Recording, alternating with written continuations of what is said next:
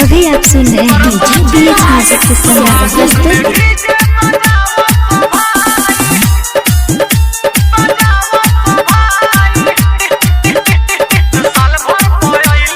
साल भर पहली हो सरस्वती माई, स्वागत में डीजे बजाओ सो भाई।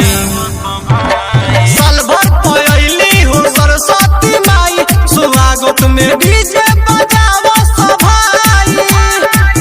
अरे नाचो सो झुमके चरनिया के चुमके, अरे नाचो सो झुमके चरनिया के चुमके, तू सब कर सरदा उदी है पुराई। साल भर पहली हो सरस्वती माई, स्वागत में डीजे बजाओ सो भाई।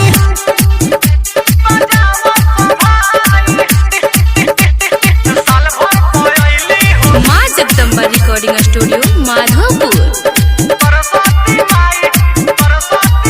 विद्यादानी सभे कहे, बीड़ा पुस्तक हाथ में रहे। विद्यादानी सभे कहे, बीड़ा पुस्तक हाथ में रहे। सब देवता नईन कर परे पूजाई, स्वागत में डीजे बजाओ सो भाई। साल भर पहली हो सरस्वती माई, स्वागत में डीजे बजाओ सो भाई।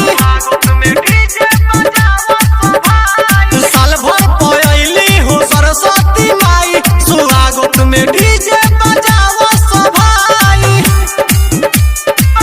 डीजे विकास सिंह रही। आप सुन रहे हैं सिंगर पप्पू परदेसी की आवाज में। इनके कृपा लोग बोले, बिना मर्जी से कलम न डोले। इनके कृपा लोग बोले, बिना मर्जी के कलम न डोले। पप्पू सुजीत हर्क से करे पढ़ाई, स्वागत में डीजे बजाओ सो भाई। साल भर पहली हो सरस्वती माई, स्वागत में डीजे बजाओ सो भाई। साल भर पहली हो सरस्वती माई, स्वागत में डीजे बजाओ सो भाई। अरे नाचो सो झुमके चरनिया के चुमके, अरे नाचो सो झुमके चरनिया के चुमके, तू सब कर सरदा उदी है पुराई। साल भर पहली हो सरस्वती माई, स्वागत में डीजे बजाओ सो भाई। माँ जगदम्बा रिकॉर्डिंग स्टूडियो माधोपुर।